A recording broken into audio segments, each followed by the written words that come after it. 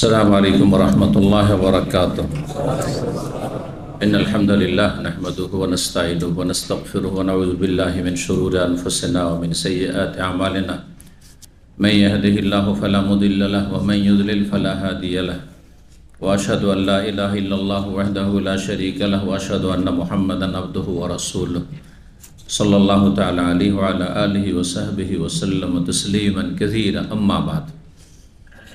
সম্মানিত ভাতৃমণ্ডলী, আল্লাহ রাব্বুল আলামিনের প্রশংসা এবং প্রিয় নবী সাল্লাল্লাহু আলাইহি ওয়াসাল্লামের উপর সালাত ও সালামের পর আজ জুমাবার 6 মুহররম 1446 হিজরি মোতাবেক 12 জুলাই 2024 আমাদের ধারাবাহিক আলোচনা সহিহুল বুখারীর সৃষ্টির সূচনা পর্ব নম্বর 10। ইমাম বুখারী রাহিমাহুল্লাহর এই সৃষ্টির সূচনার অধ্যায় নম্বর হচ্ছে 10। বলছেন ইমাম বুখারী রাহিমাহুল্লাহ, বাবু সিফাতিন নারি ওয়া আন্নাহা মাখলুকা। এই অধ্যায় হচ্ছে জাহান্নামের বিবরণ সম্পর্কে, জাহান্নামের বর্ণনা সম্পর্কে, ওয়া আন্নাহা মাখলুকা, এবং জাহান্নাম সৃষ্টি করা আছে, জাহান্নাম সৃষ্টি করা হয়ে গেছে। যেমন এর পূর্বের যে অধ্যায় ছিল তাতে ইমাম বুখারী রাহিমাহুল্লাহ জান্নাত সম্পর্কে একই কথা বলেছেন। বাবু মা জাফি সিফাতিল জান্নাহ, জান্নাতের বিবরণ সম্পর্কে এই অধ্যায়। ও আন্নাহা মাখলুকা, আর তা সৃষ্টি হয়ে রয়েছে বা সৃষ্টি করা হয়েছে। জান্নাতও সৃষ্টি করা আছে, তৈরি হয়ে আছে মুমিন মুত্তাকিনদের জন্য, শুধু মুসলিমদের জন্য নয়। আল্লাহ বলছেন ওয়াইদ্দাত লিল মুত্তাকিন, সংযত পাপ মুক্ত থাকতে চায় যেসব মুসলিমরা গুনাহ থেকে বেঁচে থাকতে চায়, জাহান্নামের আগুন থেকে বাঁচার চিন্তা যাদের আছে, তাকওয়া মানে বেঁচে থাকে, জাহান্নামের আগুন থেকে বাঁচতে চায়, সুতরাং দুনিয়াতে গুনাহ থেকে বাঁচে। আর গুনাহ কিসে হয়? আল্লাহর ফরজ ওয়াজিব ছাড়লে গুনাহ হয়, হারাম নাজায়েজে লিপ্ত হইলে গুনাহ হয়, যা বিশ্বাস করতে বলা হয়েছে আকীদা, ধর্মীয় বিশ্বাস, তাতে কোনো বিভ্রান্তি থাকলে গুনাহ হয়। না আকীদার গুনাহ আছে, না ইবাদত বন্দেগীতে ফরজ ওয়াজিবে ঘাটতির গুনাহ আছে, না হারাম নাজায়েজে লিপ্ততার গুনাহ আছে, না আখলাক চরিত্রের পদস্খলন আছে, মানুষের লেনদেনের নয় ছয় আছে, মানুষের হক নষ্ট করেছে, এমন কিছু নয়। এরা হচ্ছে মুত্তাকি, চিন্তা আছে, মানুষের ভুল যদি হয় সাথে সাথে উঠে দাঁড়াবে, সংশোধন করবে। জি। আর যদি সংশোধনের কোনো চেষ্টা না থাকে, যেমন অধিকাংশ মুসলিমরা আজকাল সারা জীবনটা চলে যাচ্ছে ওই যেমন পশু প্রাণীর জীবন, খাই দায় আমোদ ফুর্তি করে, যৌনাচার করে, খায়, ঠিক তেমনই কোনো দিন আখেরাতের কথা চিন্তা হইল না। হ্যাঁ, মরণের পরে জীবন নিয়ে কোনো দিন চিন্তা করলো না এবং কোনো কাজ করলো না, কোনো কর্মসূচি নেই। কবরের জীবন নিয়েও চিন্তা নেই, জাহান্নাম নিয়েও চিন্তা নেই, জান্নাত পাবো কিনা এই চিন্তাও নেই, পেটের চিন্তা। তাহলে তারা মুত্তাকি নয়, তাদের জন্য জান্নাত নাই। তারা সেম কাফেরদের মতো, তাদের চিন্তা চেতনা, সুতরাং তাদের জন্য জাহান্নাম তৈরি করা আছে। জাহান্নামও তৈরি আছে কাফেরদের জন্য, ওয়াইদ্দাত লিল কাফিরিন, এবং কাফেরদের অনুসারীদের জন্য, কাফেরদের চালচলন যারা পছন্দ করে অথবা গ্রহণ করে তাদের জন্য। আর জান্নাত তৈরি আছে মুত্তাকিন, আল্লাহ ভীরুদের জন্য, আল্লাহর ভয় যাদের অন্তরে কাজ করছে, ভুল হলেও ভয় আছে, সাথে সাথে সংশোধন করে। আল্লাহ তৌফিক দান করুন। তো জাহান্নাম সম্পর্কে আলোচনা বলছে বাবু সিফাতিন নার, এই অধ্যায় হচ্ছে জাহান্নামের বিবরণ সম্পর্কে, আর তা সৃষ্টি করা হয়ে গেছে। কোরআনে কারিমে জাহান্নাম সম্পর্কে যে আয়াতগুলি রয়েছে সেগুলিতে কিছু কঠিন শব্দ রয়েছে, যে শব্দগুলি তফসির করেছেন। তো বেশ কিছুক্ষণ আমাদের ওই শাব্দিক তফসির, ধারাবাহিক তফসির নয়, পুরো আয়াতের বিভিন্ন আয়াতে যে জাহান্নাম সম্পর্কীয় আলোচনাগুলি রয়েছে, আর সেই শব্দগুলি সাধারণ আরবদের জন্য বোধগম্য নয়, তাদের জন্য তফসিরের প্রয়োজন রয়েছে। তো যারা আমরা অনারব, তাদের জন্য আরও কত, যারা আরবি পড়েনি তাদের জন্য কত আরও বেশি জরুরি, সেগুলি তফসির করেছেন। আর তারপরে হাদিসের দিকে আমরা যাব, হাদিস আসবে।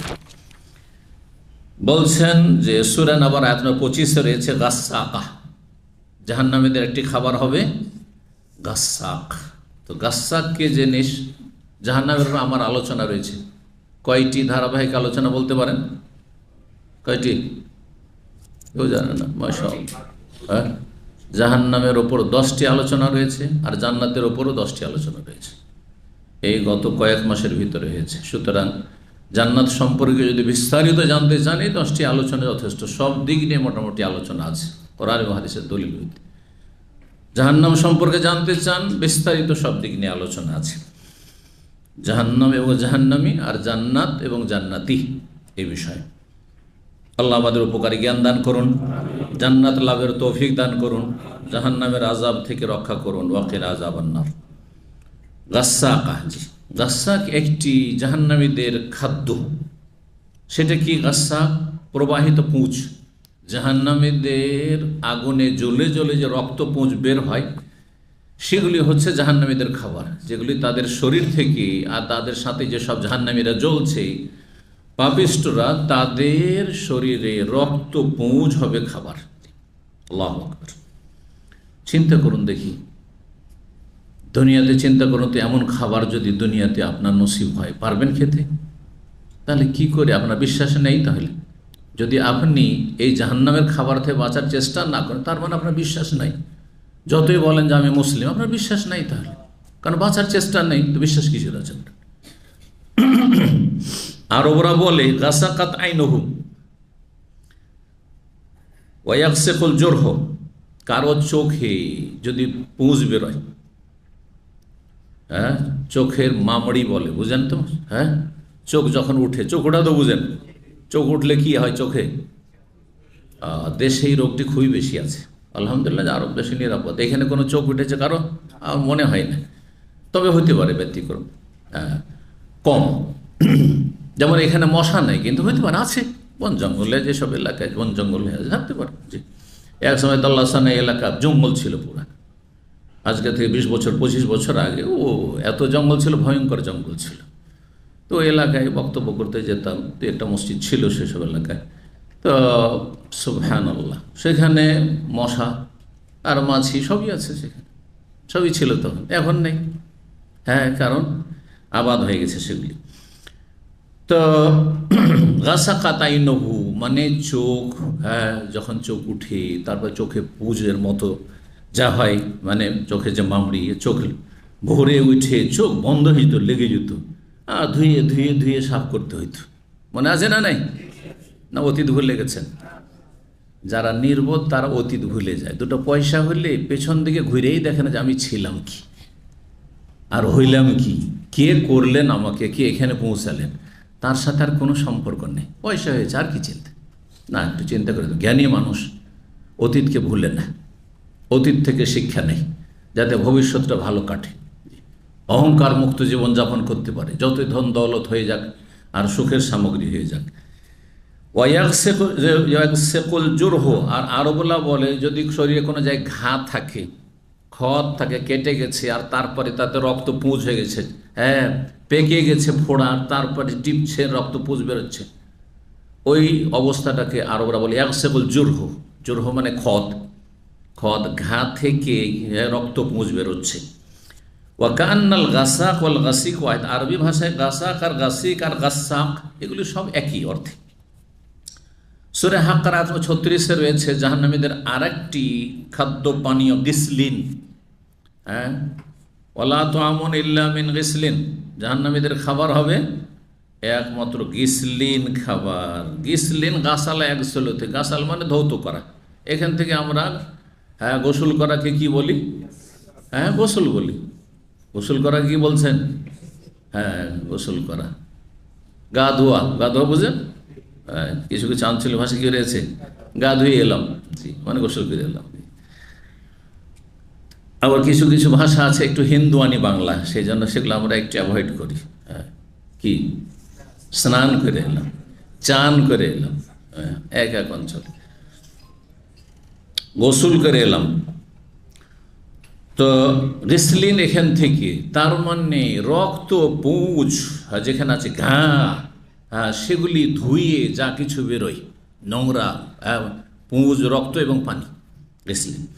কুল্লু শাইইন গাসালতাহু, তাফসীর করে বলছেন ইমাম বুখারী, প্রতিটি এমন বস্তু যাকে তোমরা ধরলেন, ফাখারাজ মিনহু শাইউন, আর তার ধোয়ার পরে ময়লা আবর্জনা নোংরা রক্ত পুঁজা বেরোলো, ফাহা গিসলিন, সেটাকে গিসলিন বলা হয়। তার মানে জাহান্নামীদের শরীর ধুয়ে পরিষ্কার করে যে রক্ত পুঁজ আর তাতে মিশ্রিত নোংরা পানি বেরোবে, সেটা গিসলিন ফিলিনের ওজনে মিনাল গাসলে, ধৌত করা থেকে। সেটা কোথা থেকে নির্গত হবে, বের হবে? মিনাল জুরহে ওয়াদ্দাবারে, ক্ষত থেকে, ঘা থেকে। জাহান্নামীদের শরীর যে জ্বলে জ্বলে ক্ষত বিক্ষত হয়ে আছে, এই ঘা থেকে, ঘা ধৌত করা রক্তপুঁজ এবং রক্তপুঁজ মিশ্রিত পানি, আর ওয়াদ্দাবারে এবং নিতম্ব থেকে। নিতম্ব তো একটু করে বললাম, তার মানে পায়খানার রাস্তা থেকে। দবর হচ্ছে বা দাবার হচ্ছে পায়খানার রাস্তা দিয়ে যা কিছু বেরোবে। রক্তপুঁজ তাহলে জ্বলছে, পায়খানার রাস্তা দিয়ে বেরোচ্ছে, সেগুলি হবে জাহান্নামীদের খাবার। খাও, ওগুলি খাও। আর এটা বেশি দূরে না, অনেকে বলছে আখিরাত অনেক দূরে। কিন্তু কাফেরদের কথা, জালিকা রাজুম বাইদ। আর মরলেই তো আপনার কিয়ামত কায়েম হয়ে গেল, মরলেই তো আপনার বদলার শাস্তির জগৎ শুরু হয়ে গেল, না হয় নিয়ামতের জগৎ শুরু হয়ে গেল। আর মরণ কত দূরে আছে? দূরে আছে। ওয়াল মওতু আদনা মিন শিরাকি নালি। জি, মানুষের মরণ, মানুষের জুতা স্যান্ডেল যে পায়ে লেগে আছে তার চাইতে কাছে, যে কাপড় বস্ত্র লেগে আছে শরীরে তার চাইতে কাছে। এক্ষুনি হার্ট অ্যাটাক শেষ, কথা বলতে বলতে শেষ। জি, দেখতে পাচ্ছেন চোখের সামনে, শুনছেন। সুতরাং কখনো মরণের পরে আযাব শাস্তিকে দূরের বিষয় মনে করবেন না, না হলে আপনার মধ্যে কাফেরদের মতো চিন্তা চেতনা রয়েছে। জালিকা রাজুম বাইদ, সূরা কাফ, কাফেররা বলতে কথা, এটা অনেক দূরের কথা। ওয়াকালা ইকরামা, প্রখ্যাত ইকরামা বলেছেন জাহান্নামের ইন্ধন সম্পর্কে, জ্বালানি সম্পর্কে, সূরা আম্বিয়া আয়াত নম্বর 98, ইন্নাকুম ওয়া মা তা'বুদুনা মিন দুনিল্লাহি হাসাবু জাহান্নাম, তোমরা হে জাহান্নামীরা, যারা জাহান্নামে যাবে, পাপিষ্ঠ, ওয়া মা তা'বুদুনা মিন দুনিল্লাহ, মুশরিক, মাজার পূজারী, কবর পূজারী আর ওই মূর্তি পূজারী, তোমরা এবং তোমরা যেসবের উপাসনা পুজো করে থাকো সেগুলি কি হবে? হাসাবু জাহান্নাম, জাহান্নামের ইন্ধন হবে। জাহান্নামের লকড়ি, কাঠি, কয়লা, গ্যাস, পেট্রোল, কেরোসিন, ডিজেল এসব থাকবে না। কী দিয়ে জ্বালানো হবে? ওয়াকুদুহান নাস, মানুষ দিয়ে জ্বালানো হবে। যে জাহান্নামের মানুষগুলি, জাহান্নামীগুলি হচ্ছে জাহান্নামের ইন্ধন, জ্বালানি। আর তাদের উপাস্য, বাতিল উপাস্যগুলি যেগুলো পূজা করেছে, গাছের পূজা করেছে, গাছকে চোখের সামনে জ্বালাবে। যে যার পূজা করেছে, আগুনের পূজা, আগুনকে জ্বালাবে, এই যে আগুনের পূজা করতে, তারকার পূজা, তারকাকে, সূর্যের পূজা করতে, চন্দ্রের পূজা করে, সেগুলিকে তোমাদের সামনে সূর্য চন্দ্রকে জাহান্নামে ফেলে দেওয়া দাও। চাও সূর্য পূজার কাছে আর চন্দ্রের কাছে, যে যার পূজা করেছে। মূর্তি পূজা করেছে, প্রতিমাগুলোকে মাটির, সেগুলিকে জাহান্নামে ফেলা হবে চোখের সামনে মূর্তি পূজকদের। আর যেসব মানুষরা আসলে আল্লাহর ওলি নয়, সুফি, বেদাতি, শয়তানের ওলি ছিল, কিন্তু আপনি মনে করেন এরা আল্লাহর ওলি ছিল, তাদের দাফন করে মনে করছে তারা জীবিত আছে, তারা আরও শক্তিশালী হয়ে গেছে, তারাও যেহেতু জাহান্নামী, সেগুলিও তোমার চোখের সামনে, তোমার সেই ভণ্ডকে, যে ভণ্ড তোমাদেরকে বিভ্রান্ত করেছে, জাহান্নামের পথে মাজার পূজার দিকে নিয়ে গেছে, তাদেরকেও তোমাদের চোখের সামনে জ্বালানো হবে। ওমা তা'বুদুনা মিন দুনিল্লাহ। তবে এখান থেকে ব্যতিক্রম কারা? নেক মানুষ, তারপরও সে সারা জীবন তাওহীদ সুন্নাতের ওপর ছিল, কিন্তু তারপরে সে মারা যাওয়ার পর তার কবরটা কি মাজার বানিয়ে পূজা শুরু করেছে। তাদেরকে আল্লাহ রক্ষা করবেন, কারণ তাদের কোনো দোষ নেই। তারপরে আল্লাহ, আমাদের তো কোনো দোষ ছিল না, আমরা তো সহি শিক্ষা দিয়েছি। আর কেউ নবী রাসূলের যদি কবর পূজা শুরু করে দেয়, ইমাম বুখারীর কবর পূজা শুরু করে দেয়, ইমাম আবু হানিফার যদি কেউ কবর পূজা শুরু করে দেয়, আব্দুল কাদির জিলানীর কবর পূজা হচ্ছে, শুরু করেছে। আব্দুল কাদির জিলানীর কিতাব পড়ে দেখেন, গুনিয়াতুত তালিবিন, তিনি আহলুল হাদিস, কোরআন সুন্নাহর অনুসারী ছিলেন। গুনিয়াতুত তালিবিনে তিনি বলছেন, আম্মাল ফিরকাতুন নাজিয়াতু, ৭২টি ফিরকা জাহান্নামে, আর একটি দল জামাত জান্নাতে যাবে। সেই জান্নাতি দলটির নাম ফালাইসা লাহুম ইসমুন ইল্লা ইসমুন ওয়াহিদ, একটি নাম শুধু তাদের, একটি লকব তাদের, একটি উপাধি, ওহু আসহাবুল হাদিস ওয়া আহলুল হাদিস, কোরআন সুন্নাহর অনুসারী। মানে লেবেল লাগালে শুধু হবে না, যে আহলে হাদিস বংশোদ্ভূত, আহলে হাদিস পরিবারে জন্ম নিয়েছে, বেনামাজি তো সে নয়, চোর ডাকাত, খনি সন্ত্রাসী জঙ্গি তারা নয়, যে কোরআন সুন্নাহর অনুসারী। কোরআন এবং সুন্নাহ নির্ভেজা দলিলের অনুসারী, যাদের ইসলামটা সাহাবায়ে কেরামদের যুগ জামানার মতো ইসলাম ছিল, নতুন কিছু তাতে সংযোজন করেনি, ঘাটতি করেনি, বাড়ায়নি, কমায়নি। হুবহু 1400 বছর আগে যে ইসলাম ছিল মদিনার, সেই ইসলাম পালন করে। সেই ইসলামে মিলাদ ছিল না, কিয়াম ছিল না, মাজার ছিল না, পীর মুরিদি ছিল না, হ্যাঁ, আর কোরআন খানি করে বক্সানো ছিল না, হ্যাঁ, 40 ছিল না, কিছুই ছিল না এসব। সুতরাং যতগুলি এগুলো হয়েছে, এগুলি জাহান্নামে যাওয়ার কাজ হয়েছে। যা এগুলো হয়েছে সব জাহান্নামে যাওয়ার কাজ হয়েছে। ভালো করে শুনে রাখেন।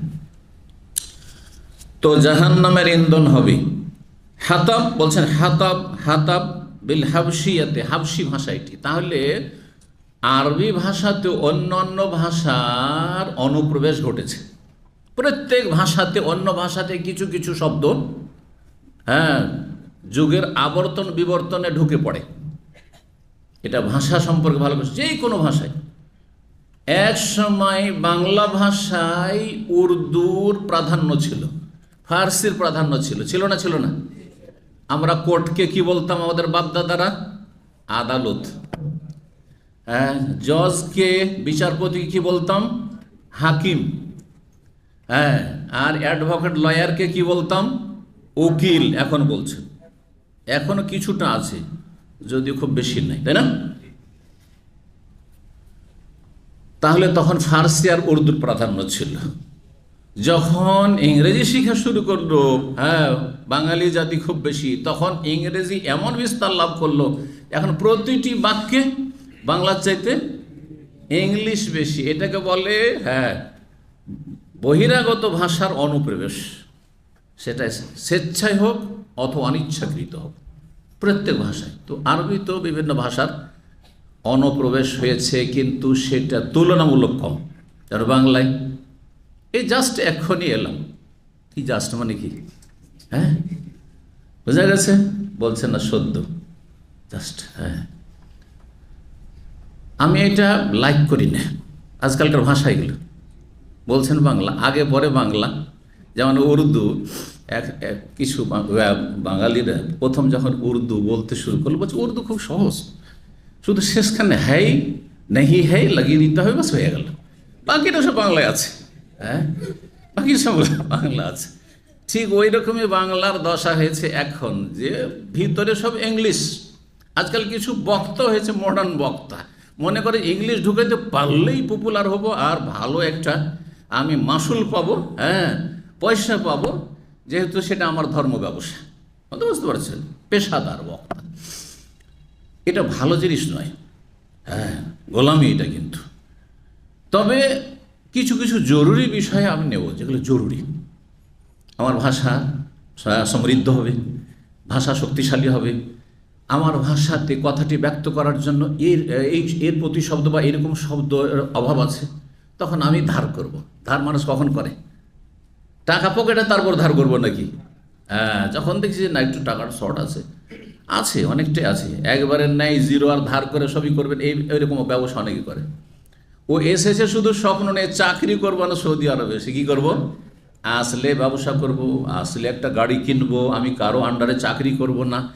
আসার পরে জিরো, 5,000 রিয়াল নেই, আর 1 লাখ টাকা দিয়ে ব্যবসা খুলে বসে আছে, চিন্তা করে স্বপ্ন নিয়ে, আর একটা দোকান ভাড়া নিয়ে বসে আছে। কীভাবে কি করবেন? একজনের কথা বলছি, এগুলো খুব অবাস্তব আর মানে কাল্পনিক কথা বলছি না, বরং এইখানে একজন, তার কাছে মাত্র 5-7 হাজার রিয়াল আছে, আর একটি দোকান কিনতে গেছে, আর সে বলছে দেরি সার্কেলের ছেলে 50,000 টাকা। আমি বললাম যে এত টাকা জুটাবেন কোথেকে? আমরা বেতন তো অল্প, 1,000-1,200 টাকা বেতন তার। তো বলছে যে শেখ আমার কাছে আছে 5-7 হাজার টাকা আছে, আর বাকি এদিক ওদিক ধার ধর করে। আমার এটা যাইজই না। কখন ধার করা যাবে? যে আমার কাছে 40-45 আছে, আর 2-4-5 হাজার একটু কমছে, তখন একটু ধার ধর করে নিই, ঠিক আছে, এইটা চলতে পারে। যদিও এটা আমার মানহাজ না, এটা আমার চরিত্র না। আমি কারো কাঁধে পা দিয়ে আমার জীবনে বড় হইনি, আলহামদুলিল্লাহ। এটা আমার, হ্যাঁ, ব্যক্তিত্ব, শখসিয়ত।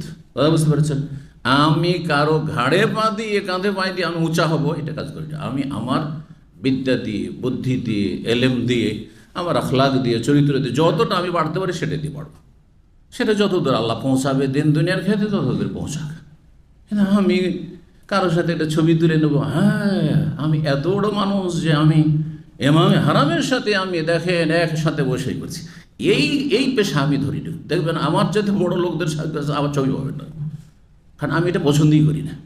দেখা সাক্ষাৎ হয়েছে, আর আমার খেয়ালই থাকে না, ওইসব ধান্দাই থাকেন না যে ছবি কেউ নিক, কোনো দরকার নেই। কিন্তু কিছু লোক আছে আগে থেকে রেডি করে গেছে যে আজ অমুকের সাথে দেখা করবো, যেমনই বসবো বাবার কাছে দাঁড়াবে একটা ছবি কাজ করে নিয়ে দিবি। উদ্দেশ্যটা কি? সোশ্যাল মিডিয়ায় দেখানো যে আমি যেমন তেমন না, শেখ মতিউর রহমানের পাশে দাঁড়িয়ে আছেন, আর এদিকে দেশে গিয়ে ধর্মের ব্যবসা শুরু করে দিয়েছে। অনেকেরও ধর্মের ব্যবসা শুরু করেছে। আমার 1 মিনিট 2 মিনিটের ভয়েস, ওকে একটু দোয়া দিয়েছি, মেসেজ দিয়েছে, উত্তর দিয়েছি। আজকাল উত্তর দেওয়া মহাবিপদ। আর সেইটাকে শো করে বিশাল ব্যবসা কারবার শুরু করে দিয়েছে। আর অনেক দিনই বাইরে তাতে আপনার শেয়ার করেছে, সবার টাকা পয়সা দিয়ে বসে গেছে। আউযুবিল্লাহ, আউযুবিল্লাহ। এই জন্য আজকাল সহজে আমি এই উত্তর দিতে মানুষের চাই না, খুব ভয় লাগে। উত্তর দেব, দোয়া দেব, দিনী ভাই মনে করে বা মুসলিম ভাই মনে করে, আর সেটাকে কি কাজে সে ব্যবহার করে বসে থাকে। আল্লাহ হেফাজত করুন। অসৎ লোকেরা, অসৎ লোক। তো বলছিলাম, ধার করবেন, ভাষা ধার করা। কখন ধার করবেন? যখন যে বাংলা এই কথাটি বললে হ্যাঁ পাচ্ছি না ওই শব্দ, তখন ধার করব। তখন কি করব? ধার করব। বলছেন হাবশি ভাষায়, হাবশা আফ্রিকার আবেসিনিয়ার ভাষায় হাতাব, হাতাব হচ্ছে আরবি, হাতাব মানে হচ্ছে লকড়ি, লকড়ি জ্বালানি, কাঠ। আর হাতাবকে হাবশিরা কি বলে? হাসব বলে। তয়ের জায়গায় সদ, হা সদ বা, হা তা বা এর জায়গায় হাতাবকে কি বলে? হাসাব বলে। হাসাব হাতাবন বিল হাবশি, হাবশি ভাষায় হাসাব এবং আরবি ভাষায় হাতাব। ওয়াকালা গায়রুহু, অন্যরা বলেছেন হাসেবান। সূরা বনী ইসরাঈলের 68 নম্বরে রয়েছে, কি রয়েছে? হাসেবান। হাসেবান মানে বলছেন আর রিহুল আসিফ, জি দমকা হাওয়া, ঝোড়ো হাওয়া, জি ঘূর্ণিঝড়। যে আর তাতে কি থাকে? গরমও থাকে। হ্যাঁ, তাপের সাথে উত্তপ্ত বাতাস, সে বাতাস কোনো শান্তি পাওয়া যায় না। এখন আজকালকার বাতাসও যদি প্রবাহিত হয় তো মনে হচ্ছে যে চেহারাকে কি করছে? ঝলসে জ্বালিয়ে দিচ্ছে। জি, কষ্ট লাগছে। বল হাসেব, হাসেব কাকে বলে? মা ইয়ারমি বেহি আর রিহ, জি যেটা দিয়ে বাতাস কি নিক্ষেপ করা হয়, বাতাস নিক্ষেপ করা হয়, সেটা হাসেব বলে। এই জন্য হাসবা মানে হচ্ছে কুচি পাথর, পাথর নিক্ষেপ করা।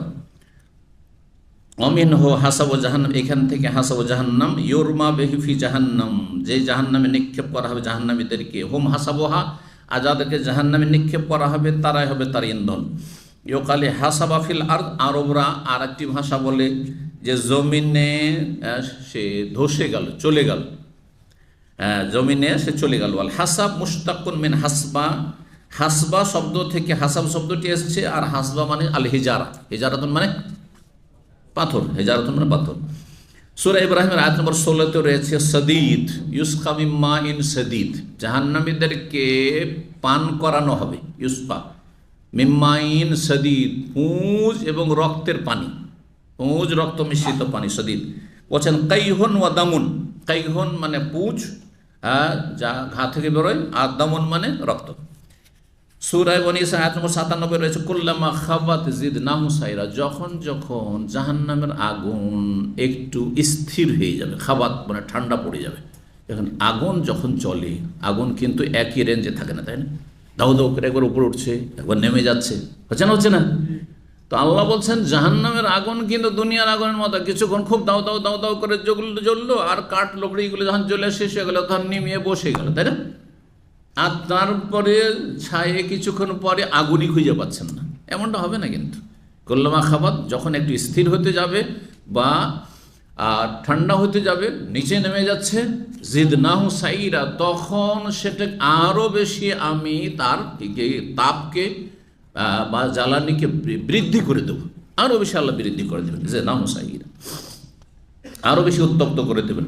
তাফিয়াত, খাবাত মানে তাফিয়াত, যখন নিভিয়ে যেতে যাবে। কোরআনে কারীমের সূরা ওয়াকিয়াত আর একটি শব্দ রয়েছে তুরুন। তুরুন মানে তোমরা যে জ্বালিয়ে থাকো বা বের করে থাকো, তাস্তাখরিজুন নির্গত করে থাকো। আওরাইতো আরবরা বলে মানে আওকাদ্দু আমি জ্বালিয়েছি। তারপরে সূরা ওয়াকিয়ার আয়াত নম্বর 73 রয়েছে মাতাআল লিল মুকবিন। মুকবিন মানে মুসাফিরিন, মুকবিন মানে মুসাফির, লিল মুসাফিরিন মুসাফিরদের জন্য আগুন হচ্ছে উপকারী বস্তু। কারণ শহরে বাজারে গ্রামে তো আগুন যেখানে সেখানে পাবেন। নিজের বাড়িতে আগুন নেই, পাশের বাড়িতে আগুন আছে, বা নিজের বাড়িতে আপনার ম্যাচেস নেই, দেশালয় নেই, পাশের বাড়িতে পেয়ে যাচ্ছেন। একসময় কিন্তু আগুনও ধার করাকরি হইতো গ্রাম অঞ্চলে, হইতো না? বাড়িতে আগুন নেই, যাত্রে পাশের বাড়ি থেকে আগুন নিয়ে চলে হয়। একটু পাটকাঠিতে আগুন নিতে গেছে আর জ্বালিয়ে দিয়ে বসে আছে, কোনকে আগুন লাগিয়ে বসে আছে, বাচ্চাদেরকে পাঠিয়েছে আর কোন মহিলাকে পাঠিয়েছে বেদিশাকে। তো বলছেন যে মুসাফির যে ধর মরুভূমিতে সফর করছে, মরুভূমিতে কোথায় আগুন পাবেন? জনহীন প্রান্তর, কোনো মানুষ নেই, জন নেই, আগুনও নেই, তাই না? তাহলে সেখানে আগুন কত গুরুত্বপূর্ণ। হঠাৎ করে আপনাকে আগুন জ্বালাতে হবে, ঠান্ডা লেগেছে মরে যাচ্ছে, শীত থেকে বাঁচতে হবে, ঠান্ডা থেকে বাঁচতে হবে, তারপরে আপনার খাবার তৈরি করতে হবে। তাহলে আগুন মুসাফিরের জন্য কত বড় নিয়ামত, একটি ভোগের বস্তু। মাতা আল্লিল মুকবিন, মুকবিন মানে মুসাফিরিন।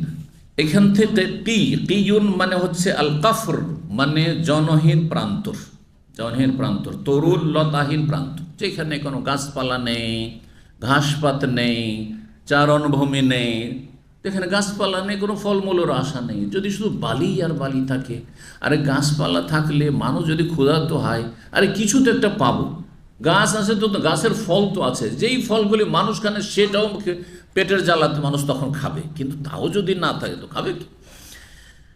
আল কাফর তরুল্লতাহীন প্রান্তর। ইবনে আব্বাস রাদিয়াল্লাহু তাআলা আনহুমা সূরা সাফফাতের আয়াত নম্বর 23-এ একটি শব্দ বা বাক্য রয়েছে ফাহদুহুম ইলা সিরাতিল জাহিম, এই জাহান্নামীদেরকে জাহান্নামের রাস্তা দেখিয়ে দাও। আল্লাহ বলবেন ফেরেশতাদেরকে যে এরাকে নিয়ে বসে আছো কেন, এদেরকে জাহান্নামের রাস্তা দেখিয়ে দাও, ধাক্কা দাও এদেরকে জাহান্নামে। জি, সিরাতুল জাহিম, সিরাত মানে রাস্তা, পথ। ইহদিনাস সিরাতাল মুস্তাকিম, সিরাত মানে পথ, মানে সাওয়াইল জাহিম মানে জাহান্নামের দিকে, ওয়াসাতিল জাহিম জাহান্নামের মধ্যখানে ফেলো, কিনারে তো না, জাহান্নামের মধ্যখানে নিক্ষেপ করো। তারপরে সূরা সাফফাত আয়াত 67 রয়েছে লা শাওবাম মিন হামিম, জাহান্নামেদেরকে নিক্ষেপ করার পরে জ্বলতে জ্বলতে যখন ক্ষুধার্ত হবে, পিপাসিত হবে, চিৎকার করবে পিপাসা দূর করার জন্য, পানি দাও পানি দাও, তখন তাদেরকে উত্তপ্ত পানি দেওয়া হবে, আগুনে ফুটন্ত, জাহান্নামের আগুনে ফুটন্ত পানি দেওয়া হবে। লা শাওবাম মিন হামিম ইউখলাতু তুআমুহুম, তাদের খাবারকে সেই ফুটন্ত পানিতে মিশানো হবে, ওয়া ইউসাতু বিল হামিম, আর তারপরে তাদেরকে পিটিয়ে নিয়ে যাওয়া হবে উত্তপ্ত সেই পানির ঘাটের দিকে, পানির দিকে। সূরা হুদের আয়াত নম্বর 106 রয়েছে জাফিরুন ওয়া শাহিক, জাহান্নামীরা যখন জাহান্নামে জ্বলবে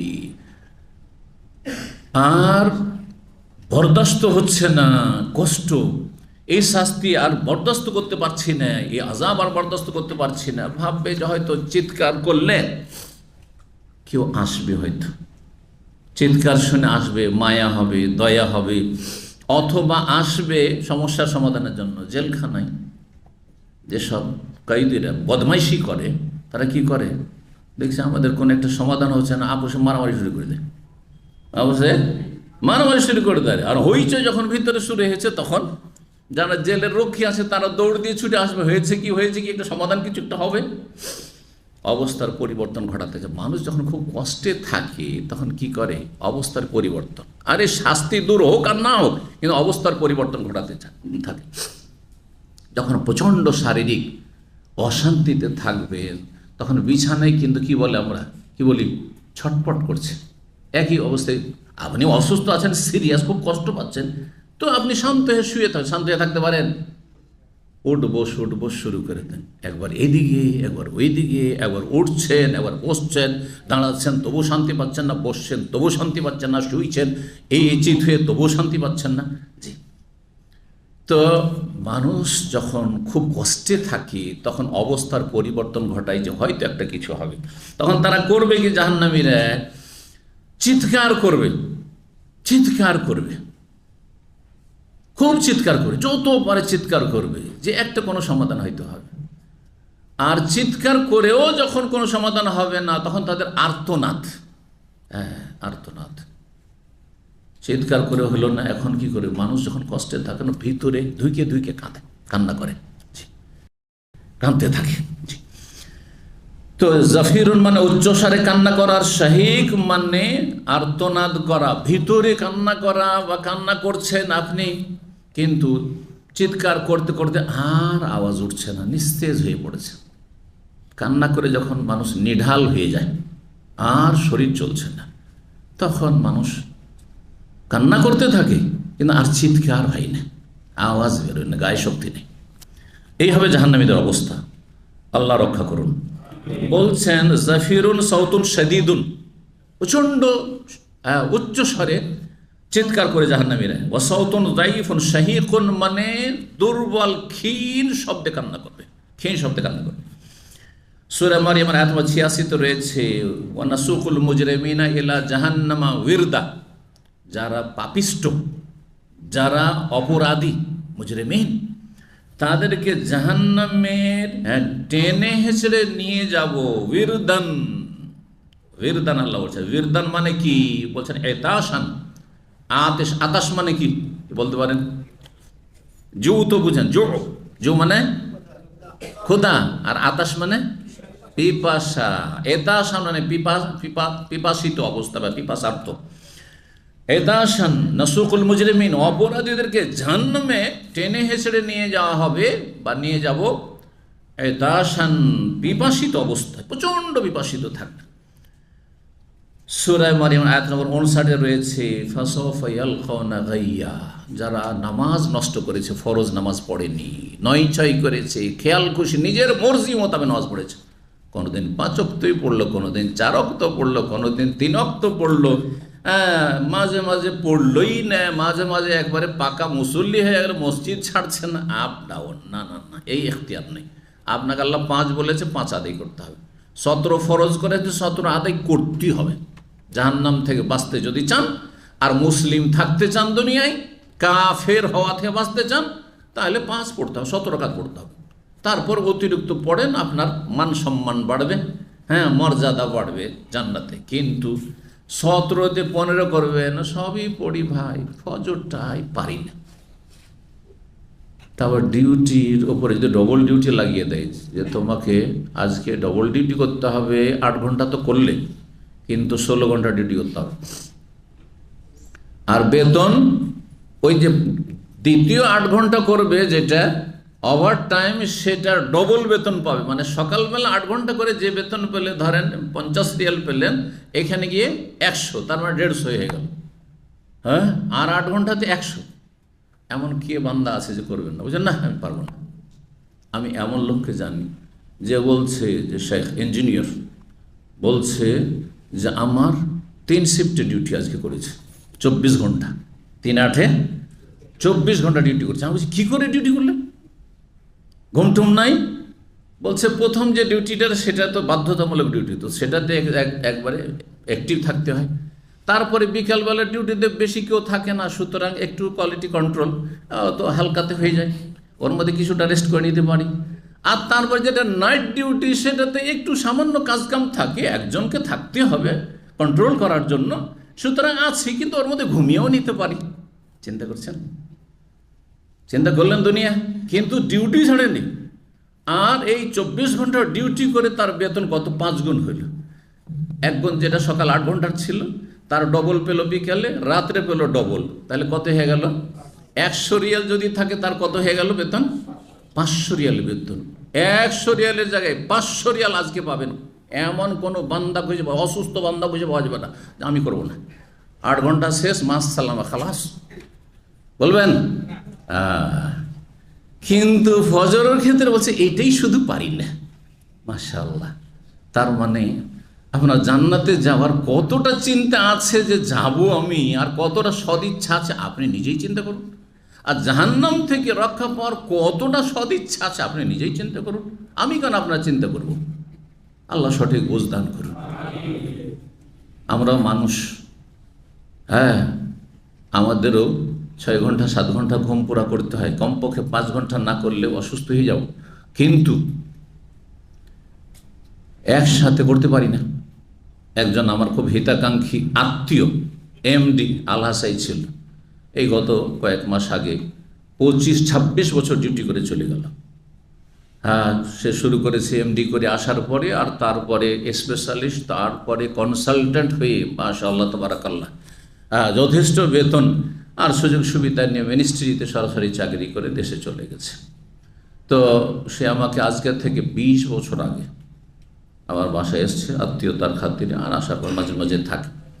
বলছে যে আপনার ঘুম তো আপনার মাত্র রাত্রে 3 ঘন্টা হচ্ছে, তো এইভাবে তো আপনার শরীর সুস্থ থাকবে না, কি করতে হবে, মানে ডাক্তারি ফর্মুলা বলছে আমাকে। বলছে কমপক্ষে একটানা 5 ঘন্টা ঘুমাইতে হবে।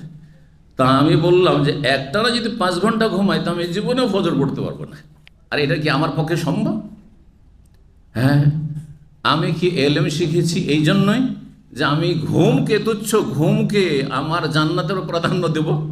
আসার আল হায়াত দুনিয়া ফাইনাল জাহিম হিয়া আল্লাহ, তাহলে জাহান্নামে যেতে হবে সোজা। আল্লাহ বলছে দুনিয়াকে যদি আমি প্রেফার করি, 1 নম্বরে রাখি আমার সুস্থতা চিন্তা, আমার আপনার ঘুম পুরা করার চিন্তা, আর 2 নম্বরে নামাজ আছে সূর্য ওঠার পরে পড়ে নেবো ডিউটি যাওয়ার আগে। আপনারা অনেকে পড়ছেন, তো আমিও ডিউটি আসার আগে সকালবেলা যখন ঘুম ভাঙলো যখন ঘুম ভাঙলো তখন পড়ে নিলাম। যদি তাই করি তাহলে আমি জাহান্নাম খরিদ করে নিলাম, জান্নাত হারিয়ে দিলাম। এটা আমার পক্ষে সম্ভব? সুস্থ থাকি না থাকে ওটার মালিক আল্লাহ। কাকে আল্লাহ সুস্থ রাখবেন তদবির করেও কেউ সুস্থ থাকে না, বাঁচে না। প্রতিদিন 2 ঘন্টা 3 ঘন্টা এক্সারসাইজ করছে, ও ভাবছে আমি মরবই না, হার্ট অ্যাটাক, ওরও হার্ট অ্যাটাক হচ্ছে। আর আমরা অনেকে পারি না, তারপর আলহামদুলিল্লাহ আল্লাহ সুস্থ রেখেছে।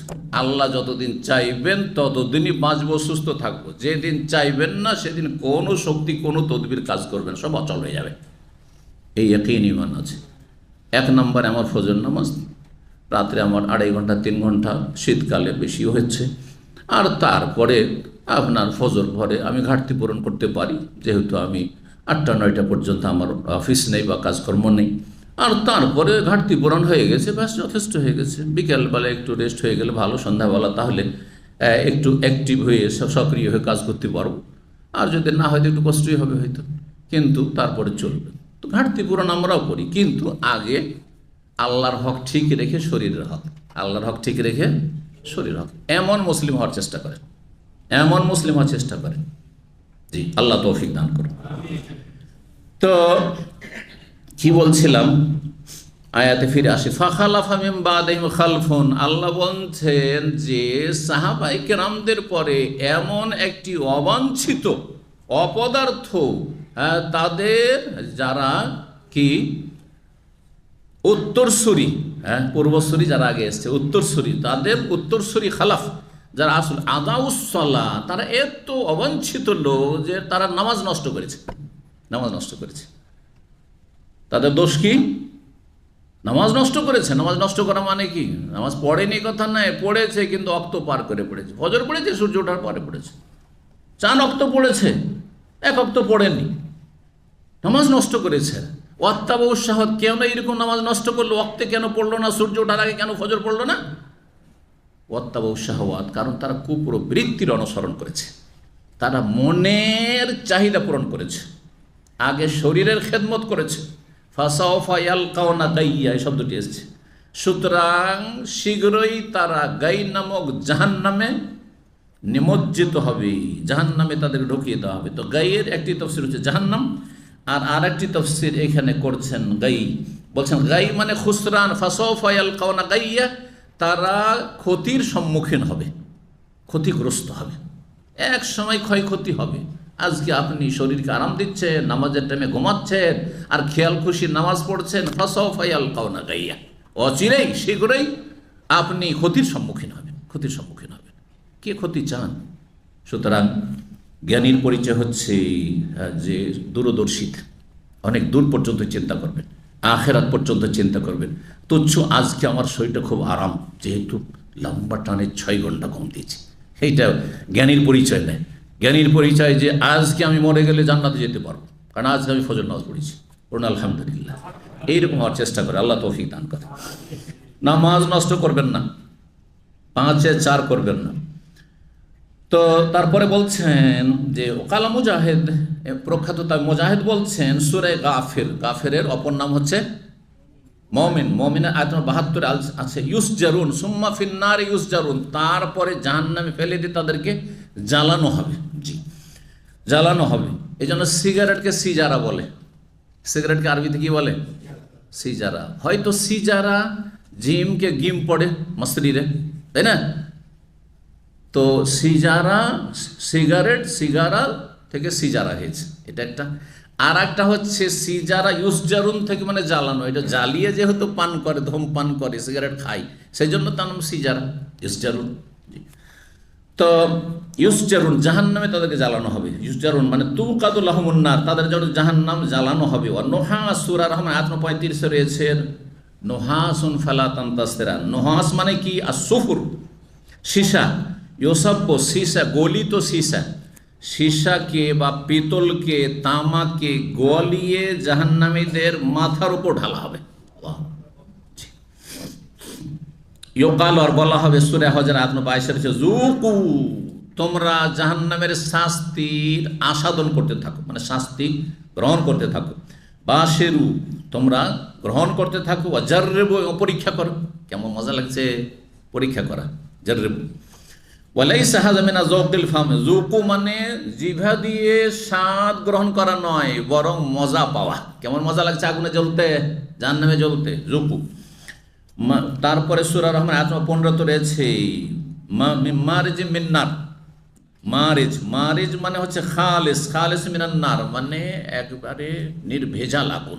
আগুন আর আগুন, আগুনে কোনো রকমের আগুন ঠান্ডা করার কোনো তাতে উপাদান থাকবে না, বরং খালিস খাঁটি। আগুনের একটা অংশ হচ্ছে ধোঁয়া, আগুনের তুলনায় ধোঁয়া হালকা, তাই না? হ্যাঁ, আগুনের একটি অংশ হচ্ছে ময়লা আবর্জনা। ময়লা আবর্জনাতে আপনি ধুলো বালি লেগে আপনি আপনার শরীর খারাপ হয়ে যাবে, শরীর চেহারা মলিন হয়ে যাবে, কিন্তু আপনি আগুনে জ্বলছেন না। কিন্তু জাহান্নামের আগুনে কোনো ধোঁয়া থাকবে না, আর কোনো রকমের এমন কিছু থাকবে না, বড় একবারে আগুন আর আগুন, খালেস আগুন। জি। মারাজাল আমির ও রাইয়াত, আরবরা বলে মারাজাল আমির ও রাইয়াতাহু, মারাজা মানে ছেড়ে দেওয়া। এজা খাল্লাহুম, যখন কোনো শাসক, হ্যাঁ দেশের নায়ক, দেশের জনগণকে ছেড়ে দেয়, আদু বাদুম বাজান, এক দল আর এক দলের ওপর ঝাঁপিয়ে পড়ে। সূরা কাফে রয়েছে মরিজ, হ্যাঁ মরিজ রয়েছে। মরিজ শব্দ মানে মুলতাবিস, মানে একাকার হয়ে যাওয়া, একাকার হয়ে যাওয়া, হক বাতিলের একাকার হয়ে যাওয়া, ভালো মন্দের একাকার হয়ে যাওয়া। মারিজ আমরুন নাস, এখান থেকে আরো বলা হবে মারিজ আমরুন নাস মানে ইখতালাতা, তালগোল পাকানো, বাংলা বলে যেটাকে তালগোল পাকানো, এমন এলো পাথাড়ি হয়ে যাওয়া যেটা। জি।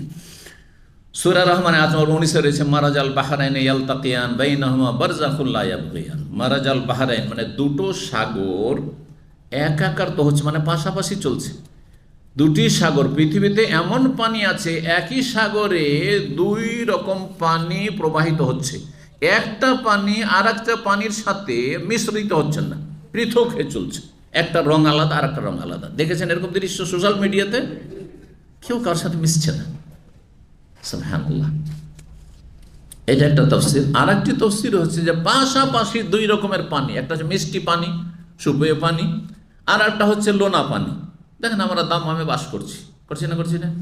একবারে সাগরের কিনারে বাসা, বাসায় যে পানি আসছে, নলকূপেরও যদি পানি হয় তবু আপনি মিষ্টি পানি হতে পারছেন, হ্যাঁ, কিন্তু সাগরের পানি একেবারে লোনা, মুখে নেওয়া যায় না, জিভাই নেওয়া যায় না। পাশাপাশি পানির সাথে পানি লেগে আছে, কিন্তু বাইনাহুমা বারজাখ, আল্লাহর এমন একটি প্রাচীর তৈরি করা আছে, সৃষ্টিগত প্রাচীর, যে লা ইয়াবগিয়ান, একটি আর একটির সাথে মিশ্রিত হয়ে যায় না, একটি আর একটির মধ্যে একাকার হতে পারে না।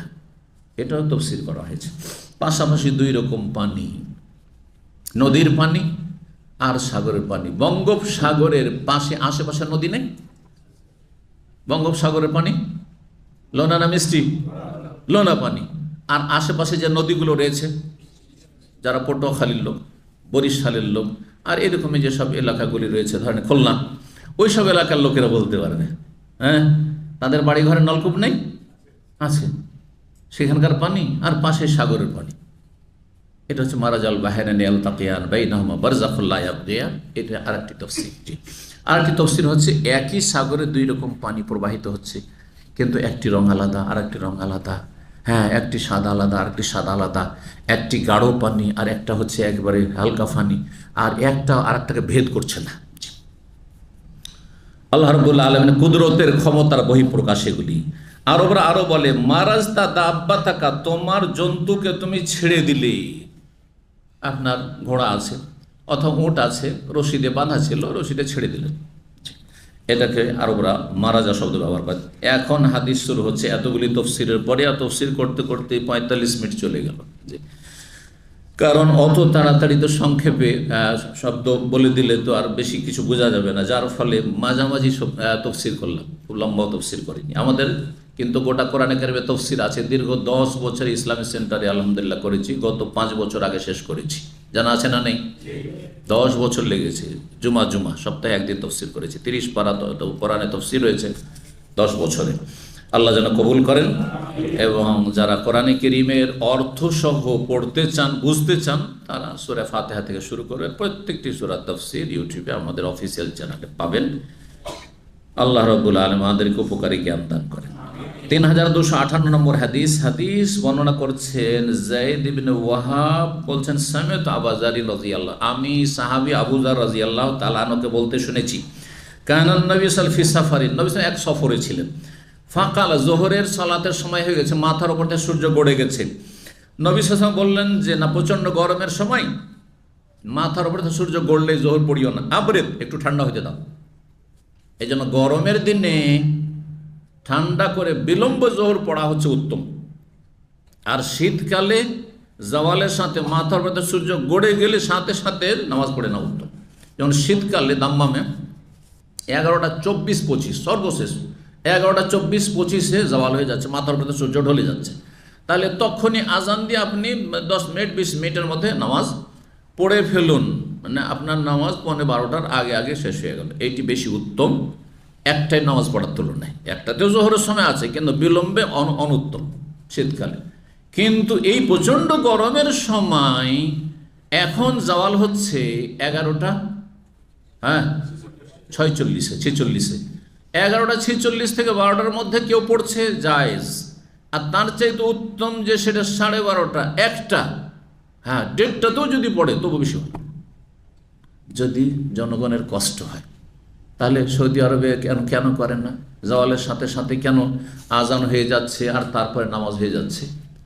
এটা এই জন্য করা হচ্ছে যে এই দেশে এখন আলহামদুলিল্লাহ এসির দেশ, মসজিদও এসি আছে, আপনার বাড়িতে এসি আছে, সুতরাং আপনার ধর্ম মন্ত্রণালয় অথবা আওকাফ যার আন্ডারে মসজিদগুলি রয়েছে, তাদের আইনটা এভাবে আছে যে যখনই জাওয়াল হবে আজান হয়ে যায় আর 20 মিনিটের মধ্যে নামাজ হয়ে যায়। কিন্তু যদি কোনো সরকার মনে করে যে না, এটাকে আমরা পরিবর্তন করব আর তারপরে উত্তম সময় আমরা নামাজ পড়ব, হয়তো এসি নেই, ধরেন মসজিদে গেলে প্রচণ্ড গরম আর রাস্তাতে গরম, বা ধরেন মসজিদ এটা সরকার আন্ডারে মসজিদ, সেই জন্য আমাদেরকে আইন মেনে চলতে হচ্ছে, ঠিক না? কিন্তু ধরেন আমাদের নিজের গ্রামের মসজিদ, আর সেই মসজিদের মালিক আমি, ইমাম সাহেব, অথবা ধরেন আমি দায়িত্বশীল মসজিদের, তাহলে আমার এখতিয়ার আছে। আমি গরমের দিনে আমরা এই নয় যে কোরআন এবং হাদিসের অনুসারে আরুল হাদিস মানে আউয়াল ওয়াক্তে নামাজ পড়তে হবে। আউয়াল ওয়াক্তে কখনো কখনো উত্তম, অধিকাংশ সময়, কিন্তু কখনো কখনো শেষ ওয়াক্তে উত্তম। কোন নামাজগুলি যত লেট করবেন তত উত্তম? কে বলতে পারে দেখি? নামাজ সম্পর্কে বিস্তারিত আলোচনা করেছি, যে বলবেন একজন। জোহর এবং এশা গোটা বছর বিলম্ব করে পড়া উত্তম, কিন্তু সৌদি আরব তো এশা বিলম্ব হয় না। কেন হয় না? মানুষের সুবিধার্থে নামাজটা পড়িয়ে দিয়ে ফ্রি করে দিই, আউয়াল ওয়াক্তে পড়িয়ে দিয়ে। যদিও এই নামাজটি যদি রাত 9টায় 9:30টায় পড়া হয় বেশি উত্তম। যে এই নামাজটি আজকে 8টায় পড়ছেন, ধরেন ওই নামাজ যদি 9:30 10টার মধ্যে পড়া হয় তো বেশি উত্তম, বেশি নাকি। কিন্তু সেটা করলে অনেকে ঘুমিয়ে পড়বে, যারা দিনে হার্ড পরিশ্রম করে কি করেছে, ডিউটি করেছে, তারা তাড়াতাড়ি ঘুমাবে। আজকাল তো মোবাইলের ফিতনা আর নেটের ফিতনার কারণে, না হলে মানুষ ক্লান্তি আসার পরে কি করে, ঘুমিয়ে যায় তাড়াতাড়ি। এইটা যেন না হয়, নামাজটা পড়িয়ে দিলাম, এখন তুমি ঘুমাবা না, মোবাইল নিয়ে খেলা করবে না, তুমি দার্স করবে না, দোকানে ডিউটি করবে না, তুমি সওদা করবে, বাজার করে বেড়া শপিং করবে, তোমার ইচ্ছে, এই জন্য তাড়াতাড়ি পড়িয়ে দেওয়া হয়। কিন্তু এশার সালাত বিলম্বে পড়লে বেশি নেকি, তবে শর্ত হচ্ছে সবাই একমত হইতে হবে। মসজিদের সিংহভাগ একমত, ধরেন মুসল্লি সবাই বলছেন না আমরা এত দেরি করে পড়তে পারবো না, আর আপনি বলছেন ইমাম একাই বলছেন আমার চূড়ান্ত সিদ্ধান্ত রাত 9:30-এর সময় পড়বো, মানুষ ঘুমিয়ে যাবে না, চলবে না। মানুষের অসুবিধা হচ্ছে, তো মানুষের পরামর্শ নিতে হবে। এটা যারা মুসল্লি মসজিদে তাদের এটাও মনে রাখবেন। আর যদি সরকার আর সেখানে সরকার পরিচালিত মসজিদ হয়, তাহলে সরকার সিদ্ধান্ত নেবে যে কোনটা বেশি সুবিধাজনক। এখানে সুবিধাজনক যে নামাজটা পড়িয়ে দিলাম, এখন যা পারবে তাই করে, এশার নামাজ হয়ে গেল। কিন্তু সেটা যদি বিলম্ব করে বেশি উত্তম। আরও এইরকমই গরমের দিনে একটু বিলম্ব করব, যেহেতু আমাদের মসজিদে এসি নাই, বাড়িতে এসি নাই, কষ্ট তো একটু, আরও খুব প্রচণ্ড রোদ। আজকাল সৌদি আরবে ধরেন আমাদের দেশের আপনার সাইকেলের মতো, সাধারণ সাইকেলের মতো হচ্ছে গাড়ি, মানুষের গাড়ি নিয়ে টান দিল, গাড়িতে এসে আছে আর মসজিদ চলে যাচ্ছে, তাই না? তাহলে গরমের দিনও অবলক্তে নামাজ পড়তে কোনো অসুবিধা নেই। কিন্তু যেখানে দেখছি যে বেশ কষ্ট হচ্ছে, তাহলে এই রোদের প্রখরতা একটু কমিয়ে দিই, আর তারপরে 1টা-1:30টার দিকে আমরা জোহর পড়ি, এটা বেশি উত্তম। জি, কি বলতে গিয়ে বললাম, নবী সাল্লাল্লাহু আলাইহি ওয়াসাল্লাম আবরিদ, ঠান্ডা করো, সফরে আছেন ঠান্ডা করতে বললেন। সুম্মা কালা, তারপরে আবার একটু পরে সাহাবীরা বলছে রাসূলুল্লাহ জোহর, বলছে আবরিদ, আর একটু ঠান্ডা হইতে দাও। হাত্তা ফাআল ফাইয়ু, এমন কি এত লেট করলেন যে টিলার বুঝেন তো, উঁচা জায়গাকে কি বলে, টিলার ছায়া ঝুঁকে গেল, মানে টিলার ছায়া পড়েছে। এত টিলা খুব উঁচা হয় না, পাহাড়ের মতো, ছোট্ট, আর সেটার ছায়া পড়েছে। তো তার ছায়াতে ধরেন একটু অবস্থান করে খোলা জায়গাতে নামাজ পড়া, মুসাফির সফরে আছেন। তো বলছেন যে ফাল ফাইয়ুম মানে ছায়া কি হয়ে গেল, ঝুঁকে গেল। জি, ইয়ানি কিসের ছায়া, আত্তালুল, তাল্লের বহুবচন তালুল মানে টিলা। সুম্মা কালা, তারপরে বললেন আবরিদু বিসসালাতে, তোমরা জোহরের সালাত ঠান্ডা করে পড়িও গরমের দিনে। ফাইন্না শিদ্দাতাল হাররি মিন ফাইজান, কেন? কারণ গরমের তীব্রতা হচ্ছে জাহান্নামের উত্তাপ। গরমের তীব্রতা হচ্ছে জাহান্নামের উত্তাপ। এটা গায়ব, নবী সাল্লাল্লাহু বলেছেন। বাহ্যিক যে কথা বলেছেন সেটাই আমাদের বিশ্বাস করতে হবে। এই যে গরমটা আসছে, এইটা জাহান্নাম যখন শ্বাস ছাড়ছে, সেই জাহান্নামের তাপটা পৃথিবীতে একটা অংশ আসার কারণে এই গরমের তীব্রতা বাড়ছে গ্রীষ্মকালে। শীতকালে কনকনে ঠান্ডা কি যেন পড়ছে, জি, শীতল জাহান্নাম রয়েছে। সেই শীতল জাহান্নাম যখন ঠান্ডা জাহান্নাম, হিম জাহান্নাম যখন শ্বাস ছাড়ছে, তখন প্রচণ্ড ঠান্ডা পড়ছে। এটাই হচ্ছে বাহ্যিক হাদিসের অর্থ। আর যারা বাহ্যিক অর্থ নেননি, তাওয়িল করেছেন, মানে ব্যাখ্যা করেছেন, সেটা হতে পারে আবার ভুলও হইতে পারে।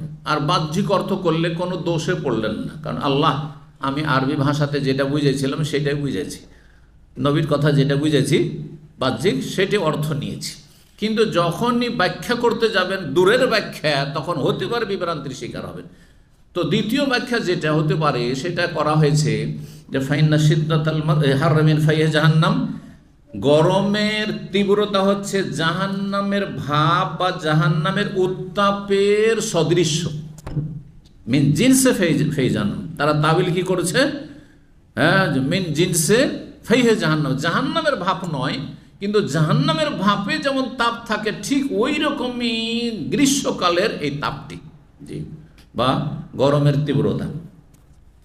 3259 নম্বর হাদিস বর্ণনা করেছেন আবু সাঈদ রাদিয়াল্লাহু তাআলা, বলছেন কালান নবী সাল্লাল্লাহু আলাইহি ওয়াসাল্লাম আবরিদু বিসসালাতি, তোমরা নামাজকে ঠান্ডা করে পড়িও। কোন নামাজ? জোহর। এটা আসর সম্পর্কে নয় যে আসর হচ্ছে 3টায়, 2:45, আর পড়ছেন ওই বিদাতি নামাজ 4:30টায়, সূর্য ডুবার 45 মিনিট আগে, না, মোটেই না। আসরের সালাত অবলক্ত পড়া উত্তম, কারণ তখন অত তাপ থাকে না। সেই সলাৎ সম্পর্কে আবরেদু বিজ জোহরে, কেমন করে জোহরের সাথে খাস করলাম খেয়াল খুশি না, কারণ আরেকটি হাদিস আবরেদু বিজ জোহরে, জোহরকে তোমরা ঠান্ডা করে পড়ো, ফাইন্না সিদ্দাতাল হারমিন ফাইহে জাহান্নাম, দুপুরবেলা যে গরমের প্রখরতা শিখরে থাকে সেটা বিকেলবেলা থাকে না, সেটা আপনার আসরের সময় থাকে না। যেমন সকাল 9টা 10টা তো তাপ থাকে, কিন্তু সকাল 9টা 10টার তাপ আর 12টা থেকে 2টার তাপ একরকম না, ঠিক না? জি। তারপরে বলছেন ফাইন্না সিদ্দাতাল হারমিন ফাইহে জাহান্নাম, এই হাদিসগুলো কাছাকাছি আসছে। 3260 নম্বর হাদিস, আবু হুরায়রা রাদিয়াল্লাহু তাআলা বর্ণনা করছেন, রাসূলুল্লাহ বলে ইশতাকাতিন নার ইলা রাব্বিহা, একবার জাহান্নাম আল্লাহর কাছে অভিযোগ করলো, আল্লাহর কাছে দরখাস্ত করলো কি, ফাকালাত বলল জান ইয়া রব্বি আকালা বাদি বাদান, হে রব, হে আল্লাহ, আমার একটি অংশ আর একটা অংশকে গ্রাস করে ফেললো, খেয়ে ফেলছে মনে হচ্ছে, এত তীব্রতা, এত জাহান্নামের আগুনের তাপ যে মনে হচ্ছে একটি অংশ আর একটি অংশকে খেয়ে ফেলছে। আল্লাহু আকবার, জাহান্নাম আর বরদাস্ত করতে পারছে না, আল্লাহর সৃষ্টি, এই তাপ বরদাস্ত হচ্ছে না, আকালা বাদি বাদান, পারছি না। ফাযিন আল্লাহ বেনাফাসাইন, তখন জাহান্নামকে অনুমতি দিলেন আল্লাহ রাব্বুল আলামিন দুটো শ্বাস নেওয়ার, দুটো শ্বাস ছাড়ার। শ্বাস ছাড়লে কি হয়? স্বস্তি পায়। ভিতরে আপনার দম ধরে আছেন, তাহলে ভিতর ফুলতে শুরু হয়েছে, তাই না? শ্বাস ছেড়ে দিলেন, স্বস্তি পাচ্ছেন আপনি, অক্সিজেন নিতে পারলেন, জি, ছাড়ছেন আর ফেরেশতা নিচ্ছেন, যেটা ভিতরে খারাপ সেটা ছাড়ছেন, নিকাশ করছেন, আর ভালোটা নিচ্ছেন। তো দুটো শ্বাস নেওয়ার নির্দেশ দেওয়া হলো, অনুমতি দেওয়া হলো। নাফাসিন ফিস শীতা, একটা শীতকালে শ্বাস নিতে বলা হলো, ও নাফাসিন ফিস সাইফ, আর গ্রীষ্মকালে আর একটি শ্বাস নিতে বলা হলো। আসাদ্য মাতা যে দুনা মিনাল হাররে, সবচাইতে তীব্র গরম যে তোমরা অনুভব করো সেটা ওই যে উত্তপ্ত জাহান্নামের শ্বাস, জাহান্নামের শ্বাস সেটি।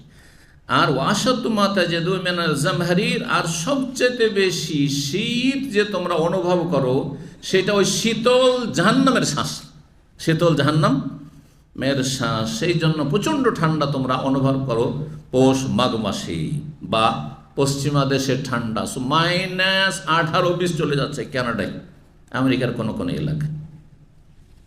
আবার অবাক আল্লাহর সৃষ্টি, সুবহানাল্লাহ, যেই সময় সারা পৃথিবীর অধিকাংশ বিশ্বে শীতকাল, সেই সময় পৃথিবীর কিছু অঞ্চল আছে সেখানে গ্রীষ্মকাল। জানা আছে আপনাদের? কারো জানা আছে? জানা তাহলে হাত উঠেবেন। সাউথ আফ্রিকা, ব্রাজিলে, ব্রাজিল, অথচ ব্রাজিল হচ্ছে আমেরিকার অন্তর্গত। ব্রাজিলে এখন এখানে গরম তো ওখানে ঠান্ডা। কারণ আমার যেহেতু ডেনি সার্কেল আছে সারা পৃথিবী সব জায়গায়, এখন ঠান্ডা তাদের চলছে। আর যখন আমাদের কোন ঠান্ডা সারা বিশ্বে, তারপরে উত্তর আমেরিকায়, কানাডায়, তারপরে আপনার ইউরোপে, আরবে, এশিয়াতে, তখন সেখানে ঠান্ডার সময় গরম। বর্ষা বৃষ্টিতে দেখেন চিন্তা করে, আমাদের দেশে বর্ষা বৃষ্টি কখন হয়? গরমের দিনে বৃষ্টি, আর আরব দেশে শীতকালে বৃষ্টি। যেখানে আমাদের দেশে শীতকাল মানে বর্ষা বৃষ্টির নাই, ব্যতিক্রম। যদি কখনো এটা হচ্ছে ব্যতিক্রম, বিরল আল্লাহর সৃষ্টি। তো 3261 নম্বর হাদিস, হাদিস বর্ণনা করছেন আবু দামরা আদ-দুবাই রাদিয়াল্লাহু তাআলা আনহু, তাবী। তিনি বলেন, কুনতু ওয়াজালিসু ইবনে আব্বাস বিমক্কা, আমি আব্দুল্লাহ বিন আব্বাস রাদিয়াল্লাহু তাআলা আনহুমার মজলিসে মক্কায় বসতাম। আব্দুল্লাহ বিন আব্বাস মক্কায় বাস করতেন। তো আব্দুল্লাহ বিন আব্বাস রাদিয়াল্লাহু নবী সাল্লাল্লাহু আলাইহি ওয়াসাল্লামের চাচাতো ভাই মক্কায় থাকতেন, আর মক্কায় তার ছাত্ররা দলে দলে তার কাছ থেকে দিন শিখত। তো বলছে তার মজলিসে আমি বসতাম। ফাআখাযাতনি হুম্মা, একদিন আমাকে কি হয়ে গেল? জ্বর হয়ে গেল, জ্বর ধরে নিল, মানে জ্বরে আক্রান্ত হয়ে গেলাম। ফাকালা আব্দুল্লাহ বিন আব্বাস ওস্তাদ তখন বলছে, আবরেদা আনকা বিমায়ে জমজম, তুমি তোমার এই জ্বরের তাপকে ঠান্ডা করো জমজম পানি দিয়ে। জমজম পানিতে কি করো? ঠান্ডা করো। নবী সাল্লাল্লাহু আলাইহি ওয়াসাল্লামের আরেকটি হাদিস রয়েছে, কাউকে যদি জ্বর, আল হুম্মা মিন ফাইহি জাহান্নাম বা মিন ফাওরে জাহান্নাম, জ্বর হচ্ছে জাহান্নামের তাপ শরীরে, জাহান্নামের তাপ বেড়ে গেছে শরীরে, সুতরাং মানে জাহান্নামের তাপের মতো তাপ আর কি, মিন জিনসে ফাইহি জাহান্নাম। এখানে সুতরাং কি করো, ফাবরেদুহা বিল মা, জ্বরকে ঠান্ডা করো কি দিয়ে? জ্বর কামাও পানি দিয়ে। আরব দেশে এটা খুবই জরুরি। আমাদের দেশে ব্যতিক্রম, ডাক্তারের পরামর্শ নিতে হবে, কারণ আমাদের দেশ হচ্ছে নিউমোনিয়ার দেশ, ঠান্ডা লাগা দেশ, বুঝছেন না? সুতরাং অনেক সময় বাচ্চাদেরকে গোসল করালেই নিউমোনিয়া হয়ে যায়, ঠান্ডা লেগে যায়, বড়োদেরকেও নিউমোনিয়া হয়ে যায়, আর তাতে মারাত্মক আকার ধারণ করলে মারাও যায়। যে কত লোক যে নিউমোনিয়াতে মারা যাচ্ছে ইন্ডিয়া বাংলাদেশে। পক্ষান্তরে আরব দেশে আমি ছোট ছোট বাচ্চাদের, যেহেতু এখানে আমি প্রতিপালন করেছি, হাসপাতালে নিয়ে গেছি, সাথে সাথে বরফের পানিতে সাথে সাথে গোসল করিয়ে দিল, ঠান্ডা পানিতে গোসল করে দিচ্ছে। বরফের পানি ভাবা যায়, ভয় লাগছে আমাদের, কারণ এটা অভ্যাস নেই। কারণ আমরা জানি যে না আমাদের ছোটকালে কি করতো আমাদের মা, খালা, নানিরা, আমার মনে পড়ছে জ্বর হয়েছে দুটো কাজ করতে হবে না, একটা কি ভাত খেতে হবে না, নিষেধ, এবার হারাম করে দিল ভাত খেতে। মহাবিপদ। আমার উপর একবার বিপদ, 1 মাস জ্বর, ভাত খেতে 20 দিন পর্যন্ত ভাত খেতে দেয়নি। আমার নানির বাড়ি তখন থাকি, বয়স তখন 12 বছর। 12 বছরের ছেলে ভাত ছাড়া থাকা যায়? হ্যাঁ, 2বার 3বার ভাত খেয়ে অভ্যাস, 2বার গরম ভাত খেয়ে অভ্যাস, দুপুর রাত্রে আর সকালে পান্তা ভাত খেয়ে অভ্যাস। এ হচ্ছে এইভাবে ছোট ছোটতে মানুষ হয়েছে। আর ভাত বন্ধ করে দিল। 20 দিন পরে নানি আম্মাও চলে এসছে, তখন আরও অভিমান, আমি ভাত খাবো, তো জ্বর, ঘুষঘুষে জ্বর, জ্বর ছাড়ছে না। তো আমি বললাম যে আমার জ্বর হোক আর বাঁচি আর মরে, আমি আজকে ভাত খাবোই, জিদ ধরলাম আর খেয়ে ফেললাম। এই যে ভাত খাওয়া শুরু করলাম, জ্বর পালাইতে দিশে পেল না, আর 10টা দিনের মধ্যে জ্বর কোথায় পালিয়ে গেল, আলহামদুলিল্লাহ সুস্থ হয়ে গেল। তো কথা হচ্ছে যে আমার দেশে ভাত বন্ধ, কি খেতে হবে? শুকনো খেতে হবে, আর তাও চাল ভাজা খেতে হবে, আবার মরিচ দিয়ে, লবণ দিয়ে ইত্যাদি, পেঁয়াজ দিয়ে, এইগুলো দিয়ে খেতে হবে। এগুলো ছোটোকালকার ওষুধ ছিল, ওষুধ পানি ছিল না জ্বরের জন্য। আজকাল প্যানাডল সবসময় আপনার মাথার কাছে, মাথা ব্যথা করলে দিলেন একটা, হ্যাঁ, আর দিচ্ছেন, হ্যাঁ, এত বেশি তার অপব্যবহার হচ্ছে যে হঠাৎ করে কিডনি ফেল, হঠাৎ করে আর কোন বালা মুসিবত, বুঝছেন? প্রতিটি ওষুধের পার্শ্ব প্রতিক্রিয়া রয়েছে, সাইড এফেক্ট রয়েছে। সুতরাং সব কিছু সীমার মধ্যে হইতে হবে। কি বলছিলাম? আর একটি বাধা নিষেধ, জ্বর হইলে, হ্যাঁ, গোসল বন্ধ, পানি ছুবি নাই, পানি ছোঁয়া বন্ধ। এগুলো ছোটোকালকার ডাক্তারই ছিল না? এই মাস্টার সাহেব বলতে পারবে, এগুলো যারা মুরব্বী তারা বলতে পারবে। আর আরব দেশে হাসপাতালে নিয়ে গেছি, সরকারি হাসপাতালে অথবা সরকারি যে হেলথ সেন্টারগুলো রয়েছে সেখানে নিয়ে গেছি, সাথে সাথে গিয়ে কমের পক্ষে তুলো বরফে ভিজিয়ে একবারে পা গুলি জড়িয়ে দিল তার সাথে, আর মাথা একবারে বরফে ভিজা তুলোর সাথে জড়িয়ে দিল, আর তারপর 5 মিনিট 10 মিনিট রেখে দিল। তারপর দেখলো জ্বর একবারে কমতে কমতে মোটামুটি একটা এতে চলে এসছে, আর রিস্ক নেই, 104-5 হয়ে যাচ্ছিল বা 10 হয়ে যাচ্ছিল, এখন 100-তে চলে এসছে, অসুবিধা। সুবহানাল্লাহ। নবী সাল্লাল্লাহু আলাইহি ওয়াসাল্লাম এই শিক্ষাই দিয়েছেন, ইবনে আব্বাস জানতেন। আর জমজমের পানি হলে তো আরও ভালো, জমজমের পানি হলে, আর জমজমের পানি যেমন হাদিস রয়েছে পরীক্ষিত। আমি এই ঘটনা মনে হয় আরেকবার বয়ান করেছি আমার জীবনে।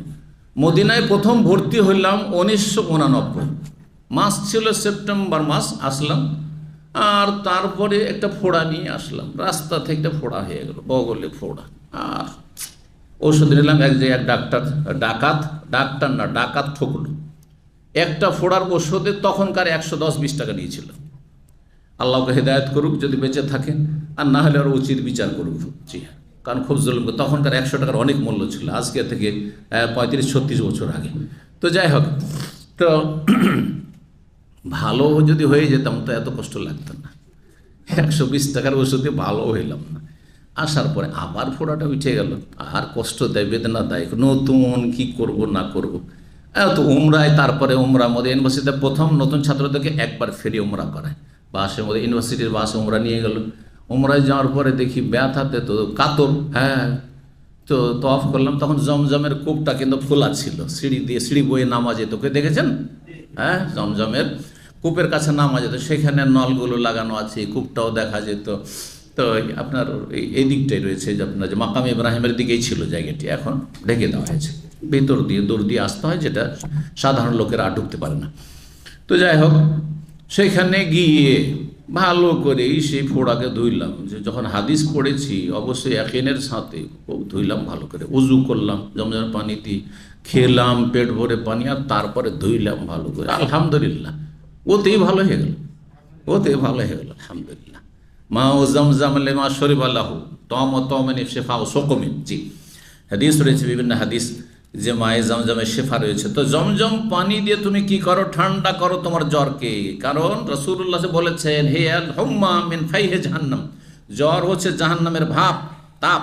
ফাবরিদুহা বিল মা, পানি দ্বারা ঠান্ডা করো, অথবা বর্ণনাকারী বলছেন বেমায়ে জমজম, জমজমের পানি দিয়ে, সেটা আরো ভালো। 3262 নম্বর। অনেকেই কিন্তু আমাদের দেশের ভুল ধারণা, জমজমের পানি দিয়ে উজু করা যাবে না, হ্যাঁ জমজমের পানি দিয়ে গোসল করা যাবে না, বোঝা গেছে এগুলো ভুল। জমজমের পানি শুধু পান করার জন্য। আর এই ভ্রান্ত বিশ্বাসের কারণে একবার সফরে, তখন নতুন রাস্তা হয়েছিল মদিনার রাস্তা, আল কাসিম থেকে নতুন রোড, যেটা হাইওয়ে কিন্তু আজকে থেকে 15-20 বছর আগে ছিল না, এখানে অন্য রাস্তা একটা ছিল যেটা খুব একটা ভালো ছিল না। তো যাই হোক, আসা যাওয়া মনে হয় একটা রাস্তাতেই ছিল। এই যখন হাইওয়েটা হইলো খাত্তে সারি যেটাকে বলা হয়, আল কাসিম থেকে, রিয়াজ থেকে কাসিম পর্যন্ত ছিল হাইওয়ে, কিন্তু ওই দিকটা ছিল না, তখন চালু হয়নি।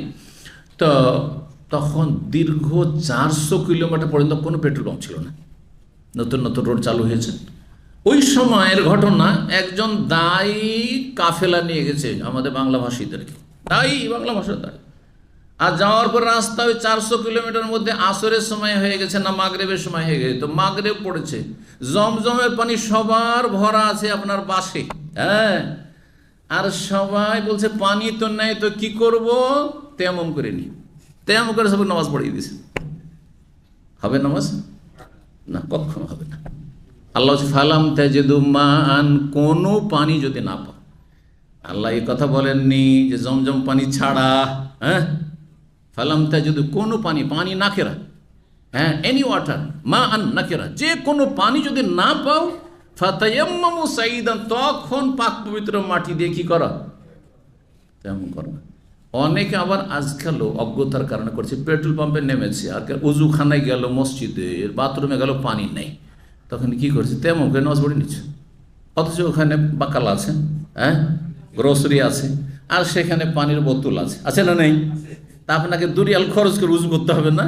এত কৃপণ না অজ্ঞতা? হয় কৃপণ বখিল যে পয়সা খরচ করে উজু করবো, ফিরিতে এমন করো মাটি দিয়ে, হ্যাঁ, হয় বখিল, আর না হইলে আপনি জাহেল, বাখিলুন না হয় জাহেলুন, দুটোর একটা। জায়েজ মোটেই নয় পয়সা দিয়ে আপনি পানি ক্রয় করেন, উজু করেন। আমার এরকম পরিস্থিতি হয়েছে, দেখছি যে নলে পানি নেই, যাও পানি কিনে নিয়ে আসো। হয়তো ছেলেরা ছিল সাথে, অথবা তিনি ভাইরা ছিল, পানি কিনে নে, পানি কিনে নিয়ে এসে অল্প স্বল্প ব্যবহার করলাম, নবীর সাল্লাল্লাহু সুন্নতের আমল করলাম। নবীর সুন্নত কই? হ্যাঁ, উজুর ক্ষেত্রে কতটা পানি ব্যবহার করা? ফ্রি মাংনা পানি পেলে তো 5 লিটার, আর যদি কেনা পানি হয় তাহলে অন্তত সংযত তো হইবেন আপনি, কারণ ওখানে চিন্তা আছে যে এখন 2-3 লিটার ব্যবহার করলে তো কাজ হবে না, তাহলে তো একটা কার্টুন কিনে নিয়ে আসতে হবে উজু করার জন্য। তখন হ্যাঁ, নবী সাল্লাল্লাহু আলাইহি ওয়াসাল্লামের সুন্নত কত? 600 গ্রাম। আরে 600-তে যদি নাও হয়, অনেকে বলছে 600-তে হয়, কেমন করে হবে ওটা জানতে হবে, না টেকনিকটা জানতে হবে, ঘষা দিতে হবে। যে সাহাবীরা জিজ্ঞাসা করেছেন, ব্যাখ্যা করেছেন যে নবী সাল্লাল্লাহু আলাইহি ওয়াসাল্লাম এই এক মুদ পানিতে কি করে উজু করতেন, পানি একটু নিলেন আর তারপরে ঘষা দিচ্ছেন, হবে না? হবে না? অবশ্যই হবে। পায়ে একটু করে পানি দিচ্ছেন আর ঘষা দিচ্ছেন, আর যদি ঢালতে থাকেন তাহলে তো কমপক্ষে 1.5 লিটার 2 লিটার লাগবে, হ্যাঁ, জি। তো যাই হোক, সময় এগিয়ে চলে যাচ্ছে, হাদিসগুলি আমরা এগিয়ে নেওয়ার চেষ্টা করি। নবী সাল্লাল্লাহু আলাইহি ওয়াসাল্লাম বলছেন আল হুম্মা মিন ফাওরে জাহান্নাম, তারপরে হাদিস রয়েছে, তাতেও রয়েছে 3262 নম্বর হাদিস। এখানে ফৌরে জাহান্নাম, সেখানে ফাইহুন মানে ভাব অথবা উত্তাপ, আর ফৌরন মানেও ভীষণ উত্তাপ, ফৌর মানে ভীষণ উত্তাপ।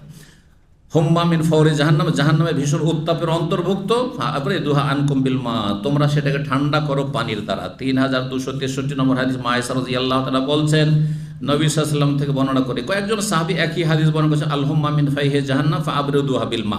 3264 নম্বর হাদিস, ইবনে ওমর রাদিয়াল্লাহু তাআলা আনহুমা একই হাদিস বর্ণনা করেছেন, বর্ণনাকারী ভিন্ন ভিন্ন সাহাবী। আল হুম্মা মিন ফাইহি জাহান্নাম ফাআবরিদু বিল মা, কোথাও ফাইহে জাহান্নাম, কোথাও ফৌরে জাহান্নাম। 3265 নম্বর হাদিস, নবী সাল্লাল্লাহু আলাইহি ওয়াসাল্লাম থেকে বর্ণনা করছেন আবু হুরায়রা রাদিয়াল্লাহু তাআলা আনহু আন্না রাসূলুল্লাহ সাল্লাল্লাহু আলাইহি ওয়াসাল্লাম ক্বাল, রাসূল বলেন, নারুকুম জুজউন মিন 70 জুজআন মিন নারি জাহান্নাম, তোমাদের দুনিয়ার যে আগুন, পার্থিব আগুন, সেটি জাহান্নামের আগুনের 70 ভাগের 1 ভাগ। 70 ভাগ করে, 70 ভাগ করেন সেই তাপটাকে, জাহান্নামের আগুনের তাপটাকে 70 ভাগ করে 1 ভাগ পরিমাণ তাপ দেওয়া হয়েছে কিসে? এ দুনিয়ার আগুনে। কিলা, তখন সাহাবীদের পক্ষ থেকে বলা হয়, ইয়া রাসূলুল্লাহ ইন কানাত লাকাফিয়া, এই দুনিয়ার আগুনই তো মানুষকে জাহান্নামে জ্বালাবার জন্য যথেষ্ট ছিল, এইটাই দিয়ে তো পুড়ে ছারখার হয়ে যেত, শাস্তি যথেষ্ট হইতো, আবার আরও বেশি 70 গুণ 69 গুণ আল্লাহ কেন বাড়াইলেন? কালা, শোনো, আল্লাহ কঠিন শাস্তি দেওয়ার ফুদ্দিলাত আলাইহিন্না বিতিসআতি ওয়া সিত্তিনা জুজআন, এ দুনিয়ার আগুনের চাইতে বেশি শ্রেষ্ঠত্ব দেওয়া হয়েছে কত ভাগ দিয়ে? আরও 69 ভাগ তাতে অ্যাড করে, সংযোজন করে। কুল্লুহুন্না মিসলাহার রেহা, প্রত্যেকটি ভাগ দুনিয়ার আগুনের 1 ভাগের সমান। 69টি মানে 69 গুণ তা। আল্লাহু আকবার। 3266 নম্বর হাদিস, বর্ণনা করেছেন ইয়ালা বিন উমাইয়া, জি বলছেন, আন্নাহু সামিআন নবী ইয়াকরাউ আলাল মিম্বারে, নবী সাল্লাল্লাহু আলাইহি ওয়াসাল্লামকে এই আয়াত পড়তে শুনেছেন, মেম্বারে তিনি পড়ে ওয়াজ করে উপদেশ দিয়েছেন, খুতবা দিয়েছেন। ওয়া নাদাউ ইয়া মালিক, ও জাহান্নামীরা চিৎকার করে ডাকবে, জাহান্নামের প্রধান রক্ষীর নাম হচ্ছে মালিক, সে মালিক ডাকবে, লিয়াকুযা আলাইনা ইয়া মালিক লিয়াকুযা আলাইনা রাব্বুকা, আপনার রব আমাদের যেন মরণ দিয়ে দেন আর আমরা শান্তি পাই। মরলে শান্তি পাবো, কিন্তু মরণ তো আসবে না। লা ইয়ামুতু ফিহি, না মরণ না শান্তির জীবন। 3267 নম্বর হাদিস, আর এটা দিয়ে শেষ করছি। আবু ওয়াইল বলছেন যে ওসামা ইবনে যায়েদ রাদিয়াল্লাহু তাআলা নবী সাল্লাল্লাহু আলাইহি ওয়াসাল্লামের পালক পুত্র ছেলে, যায়েদ ইবনে হারেসার ছেলে, তাকে আবু ওয়াইল বা কিছু কিছু সাহাবী বা তাবেঈনরা বললে, লাউ আতাইতা ফুলানান, আপনি যদি অমুকের কাছে যেতেন, মানে উসমান রাদিয়াল্লাহু তাআলা খেলাফত আমল ছিল, ঘটনা প্রেক্ষাপট, উসমান রাদিয়াল্লাহু তাআলা আনহুর সমালোচকরা সমালোচনা শুরু করেছে, এই উসমান রাদিয়াল্লাহু তাআলা আনহু দেশ ভালোভাবে পরিচালনা করছেন না, তার এটা ত্রুটি সেটা ত্রুটি, বিভিন্ন অভিযোগ, আর সেগুলির অধিকাংশ মিথ্যা ছিল অথবা ভুল বুঝাবুঝি ছিল, মিথ্যা ছিল অথবা ভুল বুঝাবুঝি ছিল, এমন কোনো দোষ তার ছিল না। তো তিনি যা কিছু করছিলেন অনেকের আপত্তি ছিল, তো বলেন আপনি গিয়ে খলিফাকে কেন বলেন না এগুলো ঠিক করতে, সংশোধন করতে? তখন তিনি বললেন, হ্যাঁ, লাউ আতাইতা ফুলান, আপনি যদি অমুকের কাছে যেতেন, নামটা কেন উল্লেখ করলেন না? হ্যাঁ, নামটাকে উজ্জ্বল রাখলেন যাতে মানুষের সামনে অপদস্থ না করা হয়। অমুককে বলতেন, যাকে বলছেন সে বুঝলে হলো, সবাইকে বুঝবার দরকার কি? ওসমানকে গিয়ে বলতেন, খলিফাকে গিয়ে বলতেন, এভাবে বলা হলো না। তাহলে যারা সম্মানিত ব্যক্তি তাদের যদি সংশোধন করতে হয় তো মান সম্মান রক্ষা করে সংশোধন করতে হবে। তো বলছেন তারপরে ফাকাল্লাম, তো তার সাথে একটু কথা বলতেন সংশোধনমূলক। কালা ইন্নাকুম লা তারাউনা, তোমরা মনে করছো যে আন্নী লা উকাল্লিমু, আমি তার সাথে কথা বলি না মনে করছো? আমি তাকে উপদেশ দিই না, পরামর্শ দিই না? আমি পরামর্শ অবশ্যই দিচ্ছি, কিন্তু তার মানে এই নয় যে তোমাদের সামনে আমি কি করব, ভাষণ দিব সরকার বিরোধী। না না না, এটা সালাফি মানহাজ নয়, এটা সাহাবায়ে কেরামদের আদর্শ নয়, বরং আমি গোপনে বলছি সরকার যে অন্যায়গুলি করছে এই হাদিসটি সহি আকীদা মানহাজ শাসকদের ক্ষেত্রে শিখিয়েছে। শাসকদের ভুলভ্রান্তি নিয়ে তাদেরকে পার্সোনালি বললে সংশোধন হওয়ার সম্ভাবনা রয়েছে, কিন্তু আপনি স্টেজে, আমি এই বক্তব্যের মহফিলে আর জুমার খুতবায়, ঈদের খুতবায়, আর যখন মাইক সামনে ফেলেন সরকার পেলেই সরকার বিরোধী আপনি আন্দোলনের ঘোষণা করে দিলেন, আর আপনি বিষাদ গান শুরু করলেন, নাস্তিক বেদিন সরকার ইসলামের শত্রু, কোন সংশোধন হবে? আপনাকে জেলখানাতে সরিয়ে দিবে। কি করলেন আপনি? খাসেরাত দুনিয়া ওয়াল আখিরা, না দেশের কোনো ভালো করতে পারলেন, নিজের ভালো করলেন। 2 বছর 3 বছর 5 বছর জেল খেটে এলেন, আপনার ছেলে মেয়ে স্ত্রী অসহায়, তারা খেতে পাচ্ছিল না, মানুষের সাদকা জাকাত খেতে হয়েছে না হয়নি? দেখতে পাচ্ছেন না এইসব বিদাতিগুলোকে? জি। সুতরাং এটা সংশোধনের রাস্তা নয়। সংশোধনের রাস্তা দেখেন, ওসামা বলছেন যে তোমরা চাইছো যে আমি সবার সামনে বলবো নাকি, বা আমি বলে এলাম খলিফাকে উপদেশ দিয়ে এলাম, পরামর্শ দিয়ে এলাম, দিয়ে তোমাদেরকে বলবো যে আমি কিন্তু প্রতিবাদ করলাম। যেমন আজকাল সাংবাদিক সম্মেলনে আমি এই কাজ করেছি, তো সেই কাজ করেছি, আমি সরকারকে এই বইটা বলেছি, আমি রাষ্ট্রপতিকে এই কথা বলেছি। না না, এটা সালাফি মানহাজ না, এইটা সংশোধনমূলক কাজ না। তাকে অপদস্থ করলেন, তাহলে ছোট করলেন আপনি। চিন্তা করুন তো দেখি, আমার একটা ভুল আছে, আমার অফিসে এসে বললেন, আর বলার পরে যদি সেটা এখানে থেকে যেত তাহলে আমি সংশোধন করে নিতাম। কিন্তু তারপরে বিকেলবেলায় সন্ধ্যাবেলায় এসে শুনছি যে আপনি রাস্তায় যত সবকে পেয়েছেন, হ্যাঁ আজকে শেখের একটা আমি অন্যায় কাজ দেখছি, সেটা সম্পর্কে তাকে এক সতর্ক করে এলাম, সবাইকে বলে দিয়েছেন। তা এই মানুষগুলির সামনে আমি ছোট হইলাম না? আমি যদি এইটা অনুভব করি যে আমাকে ছোট করা হলো, তাহলে যার কাছে শাসন ক্ষমতা আছে, যার কাছে সেনাবাহিনী আছে, যার কাছে পাওয়ার আছে, ক্ষমতা আছে, সে আপনার কি করবে না বলেন, ক্ষতি করবে না? আর সে সংশোধন হবে, আরও বাঁকা হয়ে যাবে, আরও খারাপ হয়ে যাবে। এটাই হচ্ছে আজকাল, এটাই হচ্ছে। জি, তো বলছেন যে আমি তার সাথে কথা, ইল্লা আন উসমিয়াকুম ইন্নাকুম লা তাআন্নি লা উকাল্লিমু, আমি কথা বলি না, ইল্লা আন উসমিয়াকুম, তোমাদেরকে আমি শোনাবো এসে, আন্নি উকাল্লিমু ফিস সিররি দুনান আফতাহা বাবান, আমি গোপনে তার সাথে উপদেশমূলক কথা বলি যে আপনার কিন্তু এগুলো সমালোচনা হচ্ছে, এই ধরনের দোষ ধরার চেষ্টা করছে, মানুষ দোষারোপ করছে, যাতে তিনার কোনো ভুল থাকলে সংশোধন করে নেন, এটা হচ্ছে তরিকা। কিন্তু আমি চাই না আন আফতাহা বাবান, ফিতনার দরজা খুলতে, যে আরও কলহ বিবাদ শুরু হয়ে যাবে।